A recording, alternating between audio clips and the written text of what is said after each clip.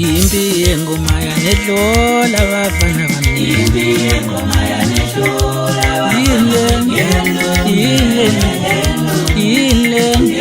Ngikubingelela ngiphinde ngikwamukele embukelweni Lobane TV. Siyathokoza ukuthi usubscribe kule channel yakho ngaphambili. Kuyintokozo kakhulu ukuba nawe mfowethu osasijoyinaka ukuqala kule channel yethu. Sicela mfowethu ukuthi usubscribe ukuze ungaphothwa nayo yodwa ivideo esiyifakayo kule channel yethu. Nazi engiza nazo engiyithatha kumthombo othembekile. uKhuzani mfokampongose sekhiphe ipost emangaza abaningi lapha na ku-Facebook imbukelo othandekayo ngoba ke kule post lena uveza ngokusobala lapha na ke ukuthi ke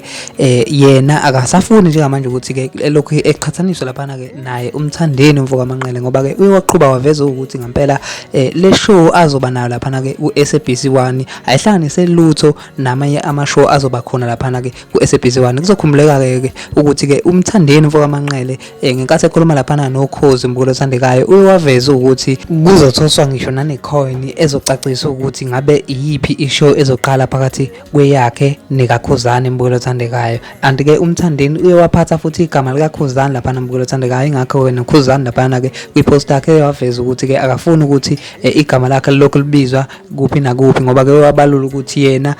umshayi weindondo yena imbukelo othandekayo futhi useke wahlukanisa nonyaka lapha imbukelo othandekayo ngakho ke kufanele ahlonishwe ngayo yonke indlela imbukelo othandekayo ngoba unamagalelo amaningi lapha ke emculweni kaMaskandi so akafuni ukuthi igama lakhe lokho liphathwa noma isikanjani imbukelo othandekayo. Ngaphambilini ngiyakhumbula nje ngo-20 banibani 15 kanjalo 17 kanjalo angina imbangi ngiqhathaniswa naye ngiqhathaniswa noKhuzani uyabona so mfowethu ke Khuzani ke kule post imbukelo othandekayo uqhubeka waveza lapha ke ukuthi ke kule show yakhe azobe nayo lapha ke ku-SABC1 imbukelo othandekayo uzolanda onke amagida ngoma akhe ayemgidela lapha ke ngoba ke kuzokhonjiswa lapha ke i-reality show ayisesho ukuthi ke okaKhesari kubuyela kuKhesari imbukelo othandekayo kuzokhumuleka ke ukuthi ke uTekisi umfokaNtetha lapha ke